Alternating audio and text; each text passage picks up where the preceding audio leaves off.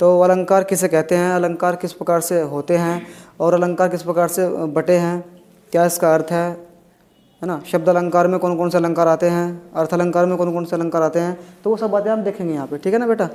तो पहले देखते हैं कि ये अलंकार शब्द भी किन दो से मिलके बना है, यानी कि वो देखते हैं पहले ये अलंकार जो बना है शब्द, इसका निर्माण भी किन किन शब्दों से मिलकर बना है, ठीक है ना। तो देखते हैं इस शब्द के अंदर एक तो उपसर्ग है, उपसर्ग कौन सा है, अलम, ठीक है ना। और एक शब्द है कार, तो ये बन गया अलम प्लस कार। अगर मैं बात करूं इस शब्द में संधि भी हो रही है, बताइए संधि कौन सी हो रही है, अलम प्लस कार शब्द में संधि कौन सी हो रही है।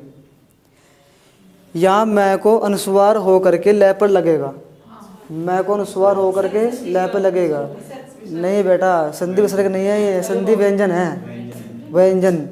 जहाँ भी मैं को अनुस्वार होता हो तो वहाँ पर संधि होती है व्यंजन, विसर्ग नहीं, ठीक है ना।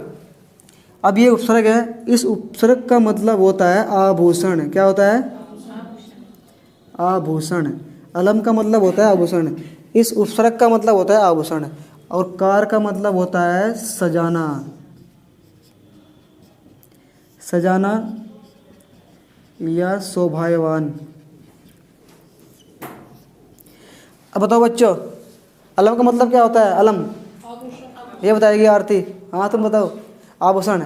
मिथुन बेटा कार का मतलब क्या होता है, सजाना, तो क्या मतलब हुआ, हाँ, यानी किसी भी वस्तु विशेष को, किसी भी व्यक्ति को जब हम अलंकार लगाते हैं या कोई ऐसी सुंदर वस्तु लगाते हैं या कोई सुंदर शब्द जोड़ देते हैं जिससे वो शब्द या वो व्यक्ति बहुत ज़्यादा आकर्षक बन जाए, बहुत अच्छा बन जाए, तो उसे अलंकार कहते हैं। अलंकार उसे कह सकते हैं जो चीज़ें किसी वस्तु को बढ़िया करने में मतलब प्रयोग होती हैं,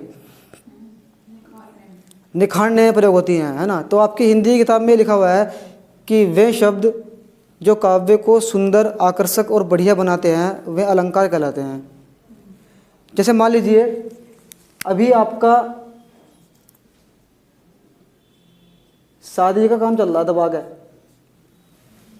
शादी ब्याह हो रहे, चल रहे हैं ना, शादी ब्याह बहुत ज़्यादा हो रहे हैं। शादी ब्याह में एक नायक और एक नायिका को देखने के लिए पूरी भीड़ उमड़ी हुई है, और नायक लड़का हो सकता है, नायिका लड़की हो सकती है। और नायक और नायिका शादी वाले दिन से पहले देखें आपने, कैसे लगते होंगे, सिंपल लगते होंगे ना सामान्य से। अब उस दुल्हन को आपने अच्छा बनाने के लिए लहंगा पहनाया होगा, उसका मेकअप भी किया होगा, है ना, बहुत सारे आभूषण भी लगाए होंगे। अब आभूषण लगाने के बाद, लहंगा पहनाने के बाद, मेकअप करने के बाद, अब देखो उसको लड़की कैसे लग रही है। उस लड़की को सुंदर बनाने में जो प्रयोग हुआ है ना, जो सामान लगा है ना, वो क्या है, वो ये अलंकार है नहीं है। अब उसे लड़का देख लो, लड़के को भी अच्छा मतलब शेरवानी पहना करके उसके हाथ में तलवार दे दी, उसकी भी हल्का सा मतलब हल्का मेकअप कर दिया उसका, हल्का सा, है ना, बढ़िया मतलब उसके कपड़े बनाए हैं, सेंट वेंट लगा दे उसको। अब लड़का भी देखो कितना अच्छा लग रहा है बैठा हुआ स्टेज पर, अब दोनों बैठे हैं स्टेज पर, पूरी बारात में, पूरी मेहमानों में दोनों अलग लग रहे हैं। वो दोनों अलग क्यों लग रहे हैं, उनको अलग किसने बनाया, तो जो चीज़ें उनके ऊपर हमने प्रयोग किया है ना, वो शेरवानी, लहंगा, लड़की का मेकअप वगैरह सब चीज़ें, उनको सब चीज़ों को नाम दिया गया है अलंकार। उन अलंकारों ने वो दो नायक नायिका सुंदर बना दिए। तो किसी भी काव्य, किसी व्यक्ति को अच्छा और सुंदर बनाने में जो प्रयोग होते हैं उन्हें कहते हैं अलंकार। ये मैंने यहाँ लिखा नहीं, लेकिन मैं बोल रहा हूँ, आप बोलने के माध्यम से भी इस चीज़ को लिख सकते हैं अपनी कॉपी किताब को उठा करके बेटा है। अब बात करते हैं अलंकार का, सबका अर्थ तो हो गया कि अलम से बनाया, कार से बनाया, लेकिन अब अलंकार कितने होते हैं, बात करते हैं। ये कितने होते हैं, दो। लिखो बेटा कि अलंकार के दो प्रकार होते हैं। कितने होते हैं, दो प्रकार होते हैं अलंकार के। अलंकार के दो प्रकार होते हैं बेटा,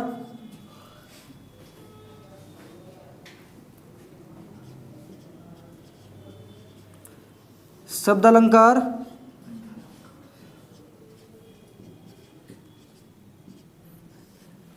और अर्थालंकार। दो होते हैं दीपक, कितने होते हैं बेटा? दो होते हैं। तो ठीक है, तो शब्दालंकार और अर्थालंकार दो होते हैं। अब इन दो में से सबसे पहले हम खोलेंगे शब्दालंकार। लिख लीजिए बेटा इसको कि शब्दालंकार किसे कहते हैं।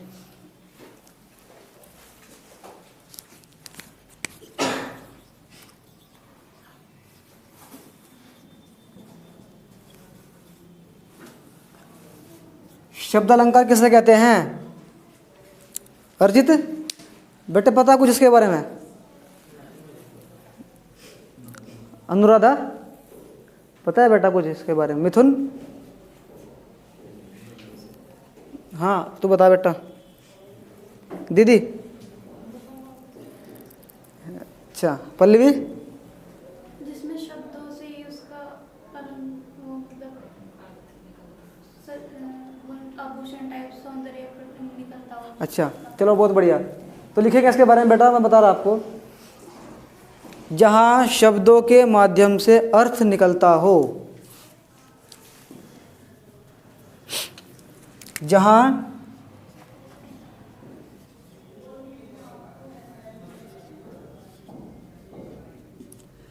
शब्दों के माध्यम से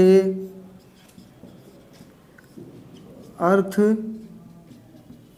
निकलता हो, अर्थ निकलता हो, जहाँ शब्दों के माध्यम से अर्थ निकलता हो, तो वहाँ कौन सा अलंकार होता है? शब्दालंकार। आगे लिखेंगे शब्दालंकार को हम 5 भाग में बांट सकते हैं। शब्दालंकार को हम 5 भाग में बांट सकते हैं। वो 5 भाग कौन कौन से हैं? नंबर 1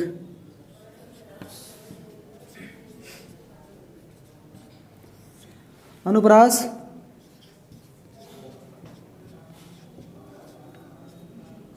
अलंकार। नंबर 2 यमक अलंकार। नंबर 3 श्लेष अलंकार। नंबर 4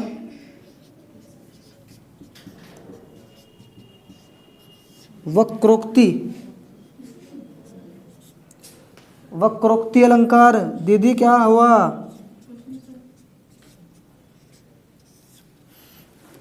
नंबर 5 यहाँ से दिख रहा है बेटा आपको? दिख रहा है यहाँ से? इसमें दिख रहा होगा। नंबर 5 देखो, नंबर 5 शाबाश। नंबर 5 देखो विप्सा।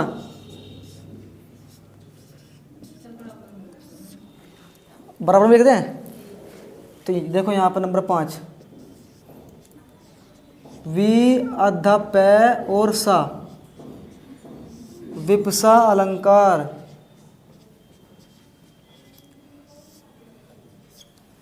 जब आप बेटा आप अलंकार पढ़ोगे ना कभी यूट्यूब पे भी खोल कर देखो, यूट्यूबर आपको शब्दालंकार के अंदर अनुप्रास, यमक और श्लेष बता देते हैं। बाकी वक्रोक्ति भी इससे कई पार्ट है, विप्सा भी इससे कई पार्ट है बेटा। तो अब शब्दालंकार का पहला पार्ट कौन सा है? अनुप्रास अलंकार। कौन सा है? इसको हम खोल रहे हैं। लिखो अनुप्रास अलंकार किसे कहते हैं बेटा?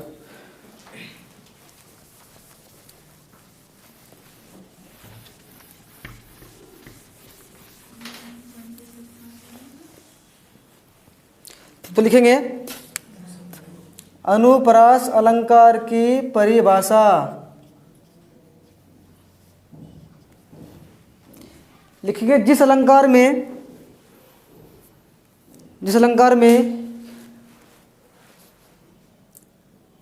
एक ही व्यंजन वर्ण की आवृत्ति बार बार हो। जिस अलंकार में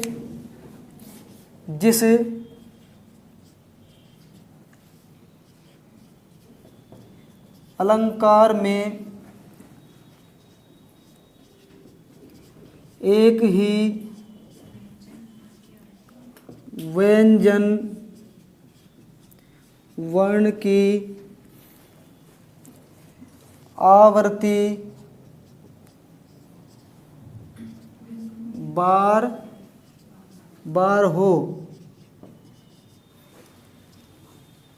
आवर्ती का मतलब क्या होता है बेटा, क्या नाम विशाल? एक ही शब्द दो बार आएगा। दो बार आए? दो या तीन बार। शब्द नहीं बेटा, वर्ण। शब्द तो यहाँ आएंगे यमक अलंकार में, जहाँ एक ही व्यंजन वर्ण बार बार आए, जिसकी अनुवर्ती बार हो, जिसकी आवर्ती बार हो, सिर्फ व्यंजन वर्ण आएगा मैडम, स्वर वर्ण नहीं आएगा। कितने होते हैं वर्ण पढ़ाया था बेटा? दो होते हैं ना वर्ण, एक स्वर वर्ण और एक व्यंजन वर्ण। और स्वर अपने आप में आज़ाद हैं और व्यंजन उन पर डिपेंड है। पूरी वर्णमाला के अंदर कौन से वर्ण आश्रित हैं स्वर पर, बताइए? व्यंजन। और कौन से वर्ण आज़ाद हैं? किन वर्णों को सहारा लेना पड़ता है? किन का सहारा लेना पड़ता है? स्वर का। तो स्वर के बिना कुछ होता ही नहीं बेटा पूरी वर्णमाला के अंदर। लेकिन इस अलंकार के अंदर स्वर का कोई काम नहीं है। यहाँ कह रहा है वो व्यंजन वर्ण की आवर्ती बार होगी, ठीक है ना। जैसे देखोगे एग्जाम्पल देखो किस प्रकार से कह रहा है। एग्जाम्पल नंबर 1, रघु पति राघव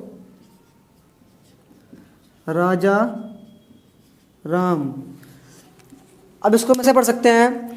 रघुपति राघव राजा राम पतित पावन सीताराम। तो देखो रघुपति राघव राजा राम, 1 2 3 4 5 वर्ड आए। बेटा मुझे बताओ पति को छोड़ गए,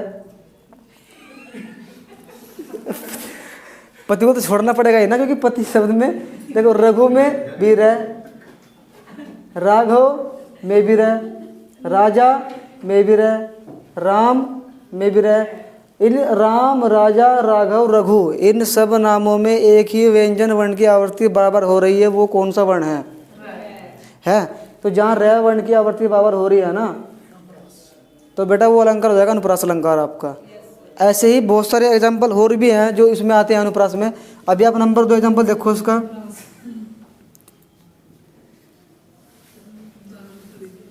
तरणी तनुजा तट तमाल। अब बताएगा मेरा बेटा विशाल, बेटा कितने शब्द है इसके अंदर? 4 शब्द, तरणी तनुजा तट तमाल। इसने बताया 4। अब मेरा बेटा बताएगी पल्लवी। बेटा पल्लवी इन चारों वर्णों में कौन से वर्ण की आवर्ती हो रही है बराबर? तय। देखो तरणी में भी तय, तनुजा में भी तय, तट में भी तय, तमाल में भी तय। तय वर्ण व्यंजन है स्वर है ना व्यंजन। और मैंने क्या लिखवाया था ऊपर? मैंने क्या लिखवाया था कि जिस अलंकार में एक ही व्यंजन वर्ण की आवर्ती बराबर हो। अब एक ही व्यंजन वर्ण की आवर्ती, अब एक व्यंजन र है, एक व्यंजन र है, एक व्यंजन र है, एक व्यंजन र है, एक व्यंजन तय है, एक तय है, ये भी तय है, ये भी तय है। एक ही व्यंजन वर्ण की आवर्ती जहाँ बार बार होती हो तो वह कौन सा अलंकार होता है दीपा? बेटा पानी पिया आपने आज? एक पानी घूंट मारो, ठीक है ना, फिर ऐसे नहीं होगा जैसे तुम कर रहे हो हैं। चलो देखते हैं इसका नेक्स्ट एग्जाम्पल। मुझे बताना कि वहाँ भी ये अनुप्रास अलंकार हो जाएगा नहीं हो जाएगा, ठीक है ना। चारु चंद्र की चंचल किरणें। आरती बताएगी इसमें कौन से वर्ण की आवर्ती बराबर हो रही है। शाबाश। चारु में भी च, चंद्र में भी च, चंचल में भी च। तो च वर्ण की ध्वनि बराबर हो रही है। तो बेटा जहाँ एक ही व्यंजन वर्ण की आवर्ती बराबर होगी तो वहाँ कौन सा अलंकार होगा? कोमल, अनुप्रास अलंकार। बहुत बढ़िया। तो अनुप्रास अलंकार के मैंने आपको 3 एग्जाम्पल दिए बेटा। ऐसे ही और भी आ सकते हैं, वो आप इनके हिसाब से देख लेंगे। जैसे कि मान लीजिए कहते हैं ना कि ऐसे एग्जाम्पल आ जाते हैं बहुत सारे कि चंदू के चाचा ने चंदू की चाची को चांदनी चौक पर चांदी की चम्मच से चटनी चटाई। क्या चटाई? शाबाश, चटनी चटा दी। हाँ, वहाँ दिल्ली पहुँच गए इस मामले के चक्कर में कि चटनी के चक्कर में, ठीक है ना। अब देखो किसकी आ रही है वर्ण की आवर्ती बार? चंदू के चाचा ने, है ना, चंदू की चाची को, च च च च च च। ऐसे बहुत सारे एग्जाम्पल हैं जहाँ पर एक ही वर्ण बराबर आएगा। तो बेटा ये तो मैंने खत्म कर दिया। अब नंबर 2 लिख लो आप, यमक अलंकार। यमक अलंकार, यमक अलंकार। अनुप्रास तो पढ़ लिया मिथुन। किसे कहते हैं अनुप्रास? जहाँ एक ही व्यंजन वर्ण की आवर्ती बार होगी, वो है आपका अनुप्रास अलंकार। आप पढ़ रहे हैं कौन सा? यमक अलंकार।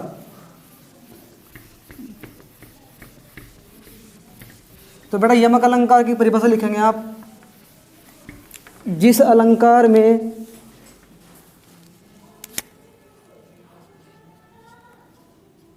जिस अलंकार में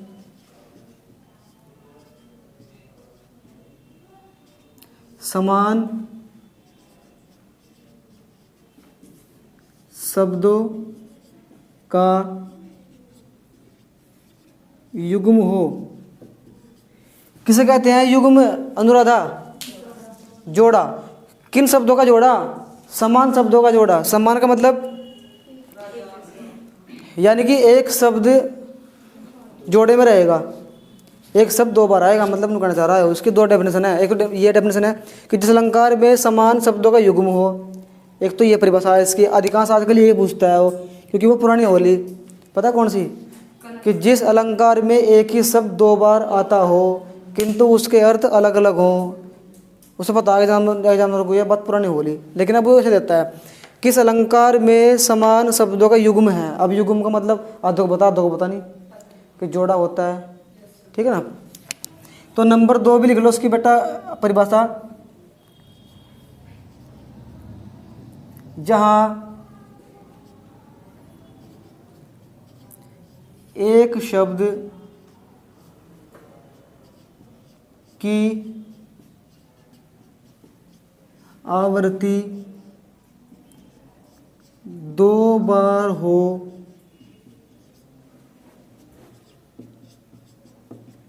किंतु उनके अर्थ अलग अलग हो। इसकी 2 डेफिनेशन है इस अलंकार की। तो एक अलंकार की डेफिनेशन ये है और एक ये है, दोनों बड़ी महत्वपूर्ण है, दोनों अच्छी हैं। दोनों में से आप कोई सी भी लिख सकते हैं, दोनों बढ़िया हैं। एक बात तो ये है, इस अलंकार में समान शब्दों का युग्म हो, वो भी यमक अलंकार है। और जहाँ एक शब्द की आवृत्ति 2 बार हो किंतु उनके अर्थ अलग अलग हों, तो ये भी यमक अलंकार है। जैसे कि देखो एग्जाम्पल बता रहा हूँ आपको मैं किस प्रकार से होगा।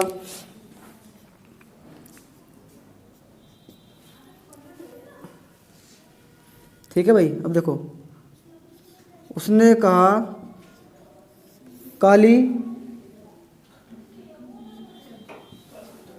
घटा का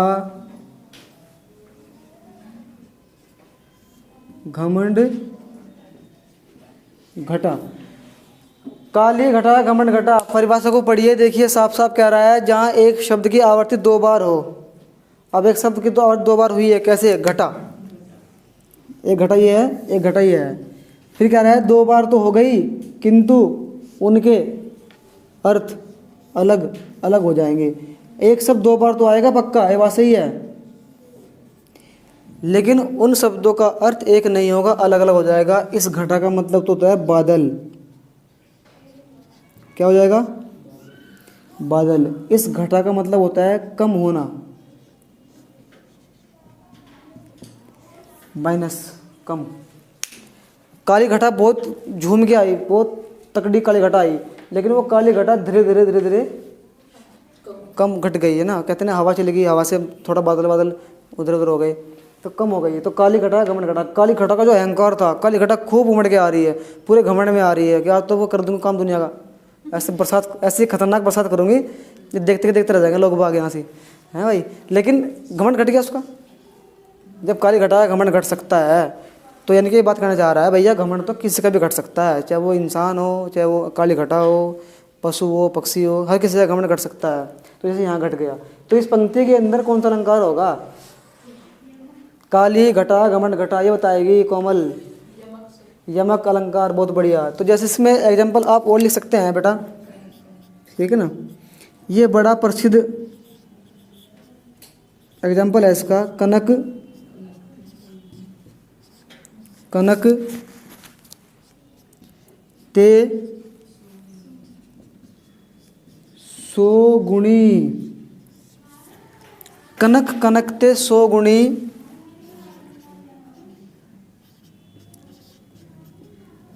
मादकता अधिकाय,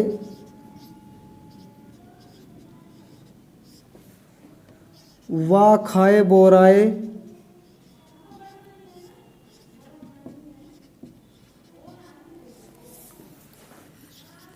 वा पाए बोराए।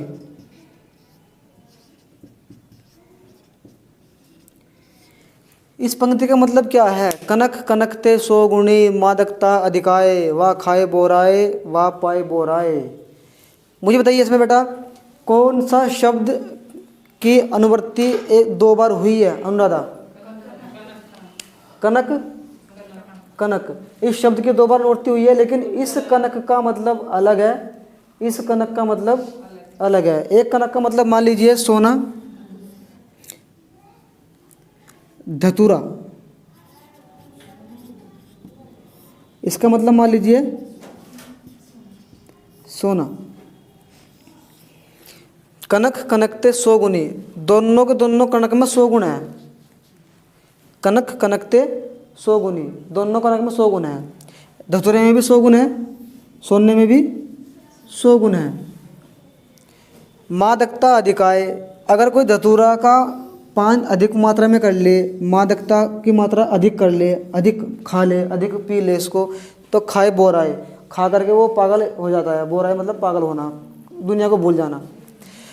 और वह पाए बोराए, अगर कोई अधिक मात्रा में सोना पड़ा मिल जाए आपको, सोना पा गया आपको, हाँ पा गया सोना आपको, तो पाए बोराए, बोरा मैंने पागल हो जाना। सोने की अधिकता में भी इंसान पागल हो जाता है, और धतूरा ज़्यादा खाने से भी इंसान पागल हो जाता है। दोनों कंडीशन में पागल होना है, तो दोनों में 100 गुण हैं। ठीक है बेटा, समझ आई बात? नेक्स्ट एग्जांपल देखो उसका, उतार ले। क्यों भाई?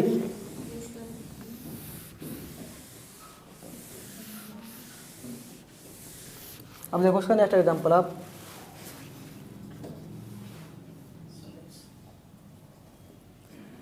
शादी के लिए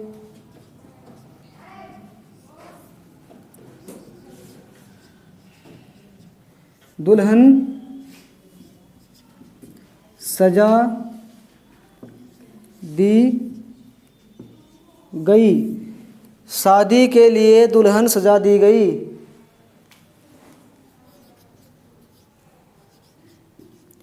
दूल्हे को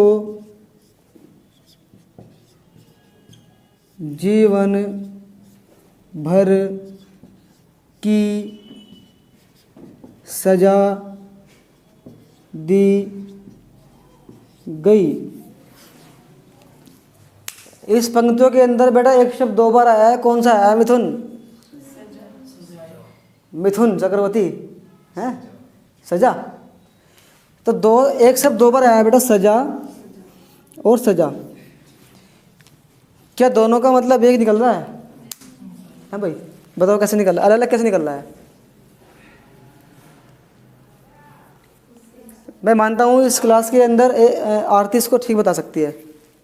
बताओ आरती, सजा अलग अलग क्यों है? सजा का जो ये है, शादी के लिए दुल्हन सजा दी गई, इसका मतलब है कि उसे आभूषण से सजाना। शाबाश। सजा का मतलब ये है कि उस तरीके से पनिशमेंट दी गई इसको, अच्छा बहुत बढ़िया।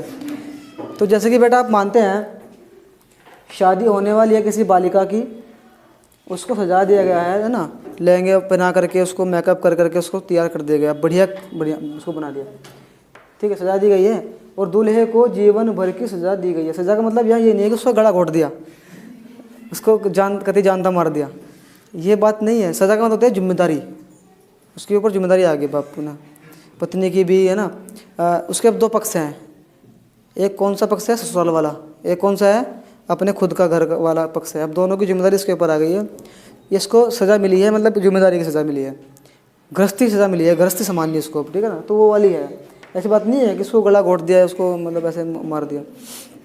सज़ा वो नहीं है कि वो पत्नी आती है उसको गला घोट देगी, अब तक कहाँ फिर रहा तू, ऐसे नहीं कहेगी ना वो। हाँ, इससे पहले भी कुछ मामला था, ऐसे बात नहीं कहेगी ना वो, है ना। मेरे हो तो मेरे रहोगे ना। तो शुरुआत दौर में तो पत्नी आपको कहती है मेरा पति है, मेरा देवता है, ऐसे बातें करती है ना शुरू में। तो भला है बुरा है जैसा भी है, मेरा पति है, मेरा देवता है ना। बाद में वो देवता पोछा मार रहा है फिर वो घरों में, वो देवता झाड़ू मारता है फिर घरों में, ऐसे बातें होती है ना कई बार। तो ठीक है, अब इसका एग्जाम्पल देखिए आप लास्ट।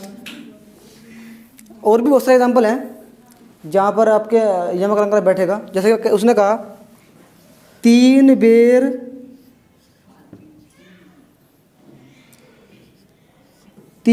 खाती थी वो, 3 बेर खाती थी। बताइए बेटा विशाल, इसके अंदर, इस पंक्ति के अंदर कौन से शब्दों की आवृत्ति हुई है? ये 3 है बेटा, बता भी देखो कम से कम मास्टर पर गलती हुई कुछ। 3 बेर खाती थी वो, 3 बेर खाती थी, बताइए। 3 भी है, बेर भी है, खाती 3, यहाँ भी 3, बेर यहाँ भी बेर, खाती यहाँ भी खाती, थी वहाँ भी थी। तो 3 माने तो संख्या। यहाँ बेर का मतलब क्या है? टाइम। क्या है? टाइम। और यहाँ बेर का मतलब क्या है? वही खाद्य पदार्थ, फल। बेर माने फल, जो कहाँ लगे हैं? झाड़ियों पे। कहाँ लगते हैं बेर? धरती के अंदर या तने में या झाड़ी के ऊपर, कुछ झाड़ी टाइप के इनके पौधे होते हैं ना।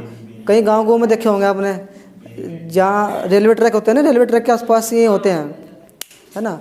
जब हम छोटे थे ना, कभी तो बहुत बेर तोड़ के लाते थे घर में, घात भी खराब कर लेते थे, कांटे कुंटे लग के ऐसे, है ना। बेर मतलब इतने मोटे मोटे होते हैं बेर। हाँ, इतना मोटा हो जाता है। कभी ये देखना, ये है ना कोट रोड आपका, इसके आसपास देखना कितने खड़े हैं। हाँ मित्रों, कितने मोटे होते हैं? इतने मोटे मोटे होते हैं बेर। रेडीमेड है? चाइना के बेर है क्या? चाइना वाले बेर, अच्छा चाइना का माल है। यानी कि वो बात हो गई, चलेगा तो चांद तक, नहीं तो शाम तक है। अच्छा चलो, तो ये यमक अलंकार खत्म हुआ आपका। बताइए बेटा, बताइए, आप बताओ मुझे कि किस अलंकार के अंदर एक ही वर्ण की आवर्ती बाबर होगी, वो वर्ण व्यंजन है? अनुप्रास। किस अलंकार के अंदर एक शब्द 2 बार आएगा किंतु उसका अर्थ अलग अलग हो जाएगा? यमक अलंकार। इस टाइम में दोनों अलंकारों में से कौन से अलंकार की परिभाषा बोल रहा हूँ या एग्जाम्पल बोल रहा हूँ, सुनना पड़े ध्यान से, ठीक है ना। देखते हैं कौन बता पाएगा। तरनी तनुजा तट तमाल, अनुप्रास, बहुत बढ़िया। काली घटा का घमंड घटा, यमक अलंकार। बेटे रोक 10 साल।